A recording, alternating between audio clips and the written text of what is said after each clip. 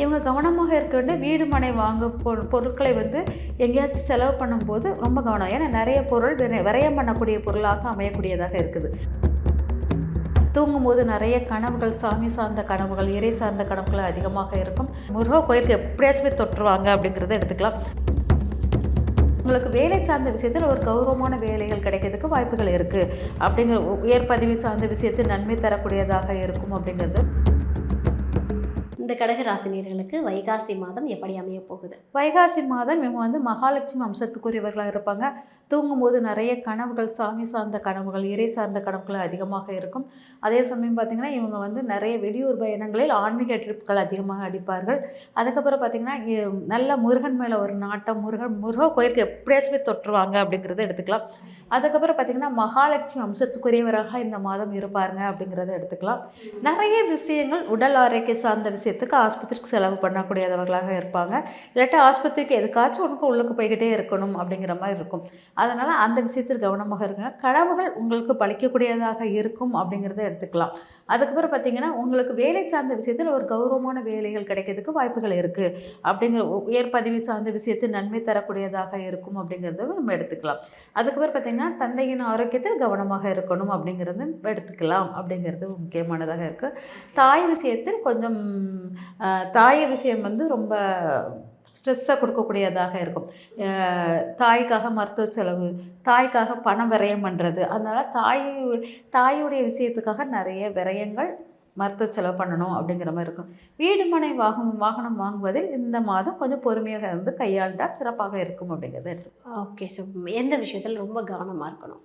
இவங்க கவனமாக இருக்க வேண்டிய வீடு மனை வாங்க பொருட்களை வந்து எங்கேயாச்சும் செலவு பண்ணும்போது ரொம்ப கவனம். ஏன்னா நிறைய பொருள் விரயம் பண்ணக்கூடிய பொருளாக அமையக்கூடியதாக இருக்குது.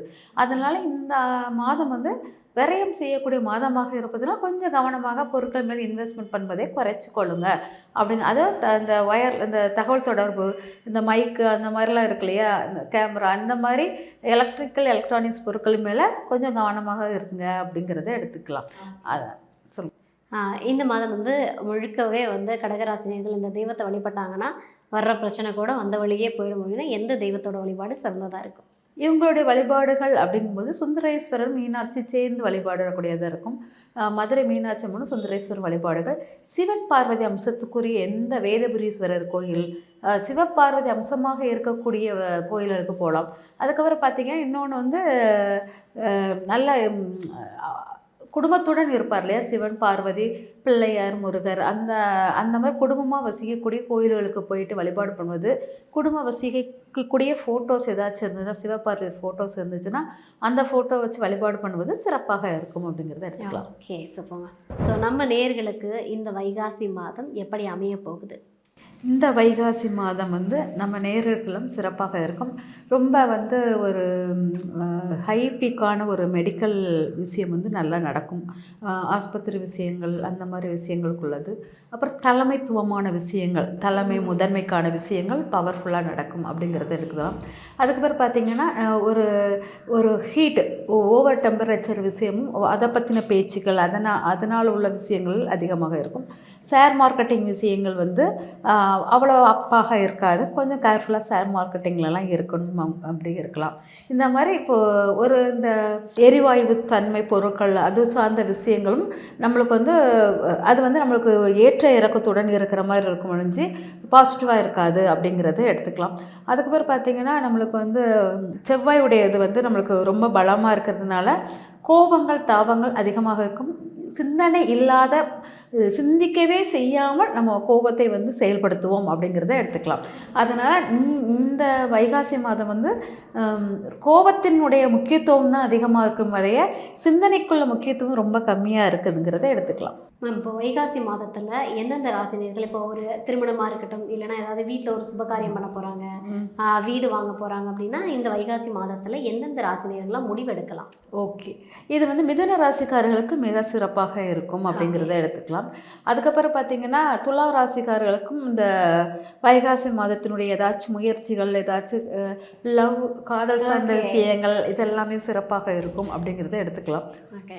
அதுக்கப்புறம் பார்த்தீங்கன்னா வைகாசி மாதத்தில் வந்து நல்ல தொழில் சார்ந்த விஷயத்தில் வந்து வெளிநாடு சார்ந்த பயணங்கள் அந்த மாதிரி விஷயங்களே ஒரு முடிவெடுக்கலாம் அப்படிங்கிறத எடுத்துக்கலாம்.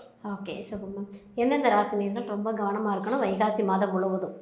வைகாசி மாதம் முழுவதும் கவனமாக இருக்கிறவர்கள் வந்து மேச ராசிகள் கொஞ்சம் கவனமாக இருக்கணும் அப்படிங்கிறத எடுத்துக்கலாம்.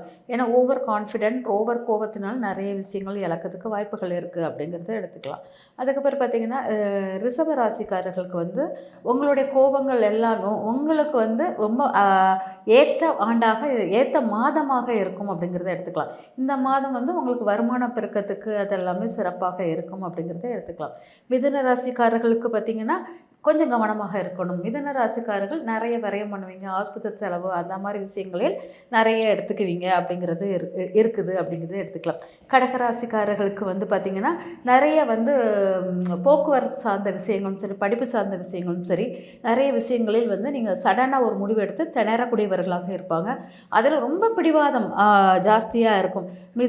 கடகராசிக்காரர்களுக்கும் மேசராசிக்காரர்களுக்கும் இந்த மாதம் பிடிவாதத்துக்குள்ள மாதமாகவே எடுத்துக்கலாம் அப்படிங்கிறத எடுத்துக்கலாம். அப்புறம் சிம்ம ராசிக்காரர்களுக்கு வந்து பணம் சார்ந்த விஷயத்தை பற்றிய தாட் அதிகமாக இருப்பதை விட லாபத்தை எவ்வளோ சம்பாதிக்கலாம், லாபம் நம்மளுக்கு எப்படி வரும் அப்படிங்கிறதும், அப்புறம் நண்பர்களுடைய உறவு நிலையை வந்து ரொம்ப சிந்திச்சுக்கிட்டே இருப்பாங்க அப்படிங்கிறது அது முக்கியமாக இருக்கலாம். தனித்துவமானவர்களாக தெரிவார்கள் அப்படிங்கிறத எடுத்துக்கலாம். அதுக்கப்புறம் பார்த்திங்கன்னா கன்னி ராசிக்காரர்கள் வந்து ஆன்மீக சுற்றுலா பயணங்களை நாட்டங்கள் அதிகமாக இருக்கும். தொழில் சார்ந்த விஷயம், வேலை சார்ந்த விஷயத்தில் சிறிது மாற்றங்கள் ஏற்படக்கூடியதாக இருக்கும் அப்படிங்கிறத எடுத்துக்கலாம்.